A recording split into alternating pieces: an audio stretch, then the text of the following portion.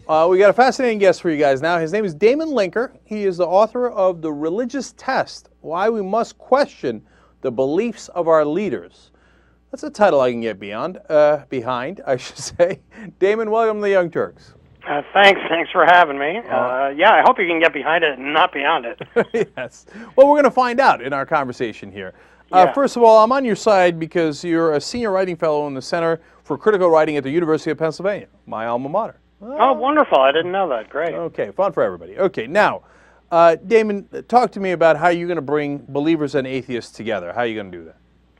Well, I'm not sure I'll get them together on everything, but I think on politics we should all be together. I think everyone should be able to agree that in a country with as many believers as this one has, that we're not going to be able to get religion to disappear from our public life.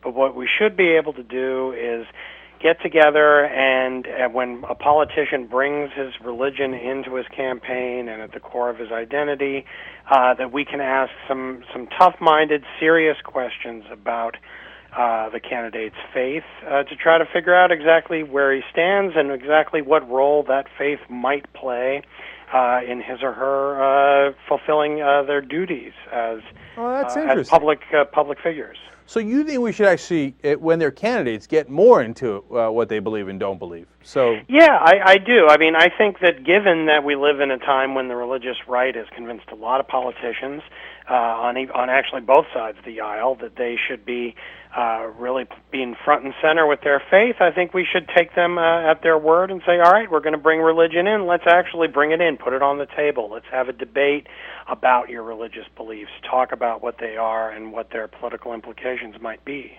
But Damon, wouldn't that drive people to more religiosity as politicians because they're going to want to please the most amount of people? Well, I think they're doing that already. I think actually if we do what I'm suggesting in the book, it might lead them to be a little bit more reserved about bringing their religion in, because it would mean that they'd have to ask tough questions. I think a lot of politicians aren't particularly religious, and they bring it in order to get votes already. And so I'd like to actually, put their feet to the fire a little bit, as it were. So President Reagan, for example, didn't go to church, right? Now Obama's taking a lot of heat for not publicly attending services now, and I don't know if he attends services at all, actually. So would you have asked President Reagan, whoa, what's, are you a Christian? Are you a Scientologist? What's going on with you, dude? That wouldn't really have been an issue, because he didn't personally talk about his faith in that way.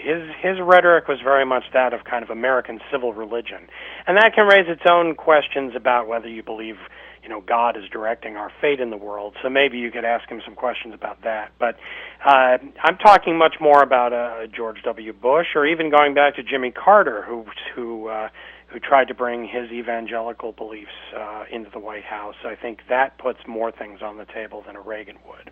Okay. All right. Now, you also take some shots at well-known atheists like Richard Dawkins and Sam Harris. What's your beef with them? Well, I have no problem with atheists or an atheist becoming a president, unlike many Americans who seem to, according to polls, have a problem with that. But I do think that some of the so-called new atheists like Dawkins and Hitchens and Harris are necessarily overly antagonistic to their fellow citizens, and implying that they're basically a bunch of boobs for failing to see that atheism is the only sensible thing for anyone to believe in. If you believe, in your atheism, absolutely, in your private life, that's fine. But when you make public arguments, I believe that we should engage in a little bit of humility here and realize that there are a wide range of experiences, capacities, and outlooks on the world, and that you shouldn't expect in a pluralistic society that everyone is going to agree about these big metaphysical questions. Now, we've gone over this 1.5 million times on the show, and I have, I hope, gained that humility if I didn't have it originally.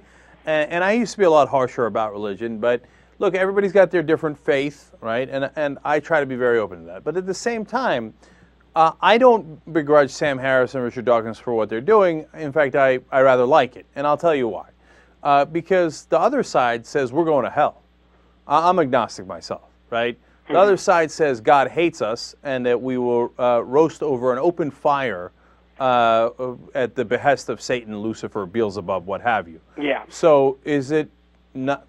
Doesn't it make sense to have somebody on our side say, no, that's retarded?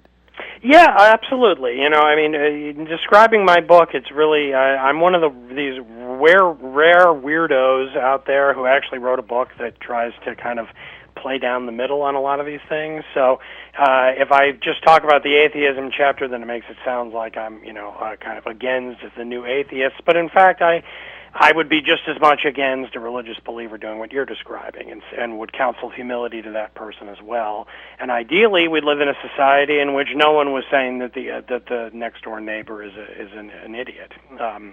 That's a kind of my model of civility, if you will. Right. It is neither evil nor an idiot.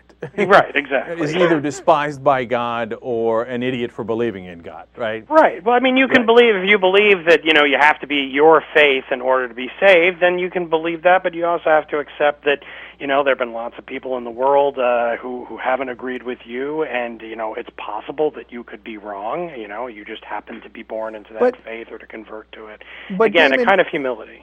I hear you, but Damon, isn't that a fundamental problem, though, especially for fundamentalists? But and we're talking to Damon Linker. He wrote the book, The Religious Test, 6 Political Commandments for Believers and Atheists.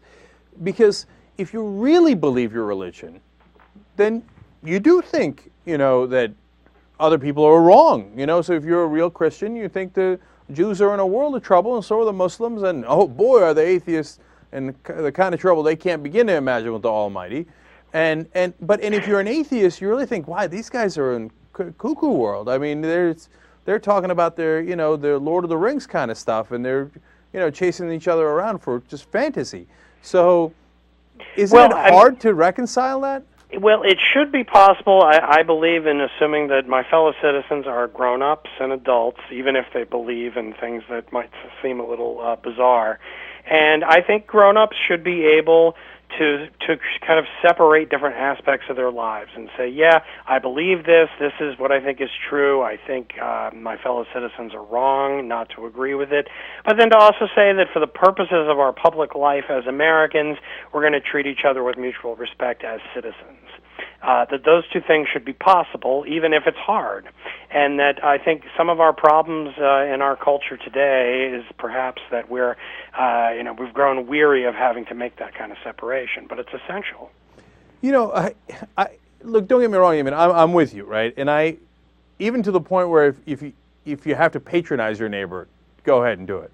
Like if you're a religious person and you think that poor son of a bitch is going to roast in hell, right? Mm-hmm. But what am I going to do? You know, he doesn't believe what I believe. I can't force him to believe it. So it'd be like, oh, John, it's going to be okay. It's, you know. Yeah. And for the atheists who are positive they're right and that the rest are crazy and that they're just wasting their time, you know, then okay. Well, then say, you know, sad day for them. And you know, but at the same time, you got to make the case, etc. So I'm with you. Absolutely.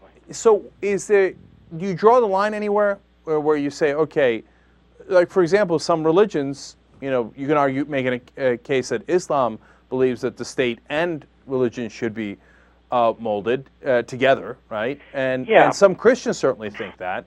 They think this is a Christian nation and should be run as a Christian nation. Do you tell them, that's it, you're wrong, we can't have that?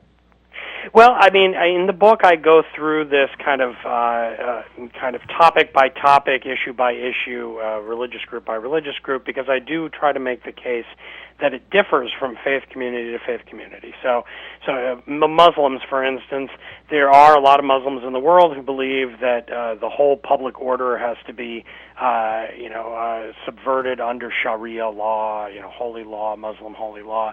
If there were a Muslim candidate for office, I'd want to ask, do you believe that? What do you make of that trend among your fellow believers around the world? With Mormons, they have an issue with divine authority because they believe that their prophet in Salt Lake City has a direct hotline to God in a way that makes the Pope look very modest. So I think a Mormon candidate should be asked, what would you do if the prophet in Salt Lake City issued an edict that required you to, or called on you to countermand your duties to uphold the Constitution? So I do that. I kind of go through. But Damon, aren't you, in a matter of speaking, when you do that, aren't you asking them to denounce their religion? No, I'm asking them to be, again, grown-ups and to say, look, if I want to be a saint, like a Latter-day Saint, if you will, a Mormon, a saint within my own church, then maybe I shouldn't try to be president. And if I'm going to be president, I have to realize that I'm maybe not going to be a saint. And that those two things are both good. Religion is a good thing for many people. Politics is a good thing for all of us. But religion at its best does not harmonize with politics at its best. So, Kennedy said, I'm not going to listen to the Pope. If Mitt Romney's going to run, you think Mitt Romney should say, I'm not going to listen to the Mormon voodoo guy? Yeah, I think he should, actually, although I doubt he'd call him a voodoo guy. But yeah, he should do what Kennedy did. I think Catholicism 50 years ago and Mormonism today are actually face similar challenges. Right. And look, I defend Muslims from discrimination on this show all the time. But if a candidate came up and said, look, I'm Muslim and I want to institute Sharia law in whatever district, can I do that? I'd say to him, hell no, you can't! Okay. And I'd be right there with you, believe me. Right. So, for me, there is a line. I think for you, there is a line. Yeah. As long as we have clarity, and as long as we know where people are coming from. Yes. All right, yeah. Damon Linker, the book is The Religious Test, 6 Political Commandments for Believers and Atheists. Thank you so much for joining us. We appreciate it. And thanks so much for having me. Good night.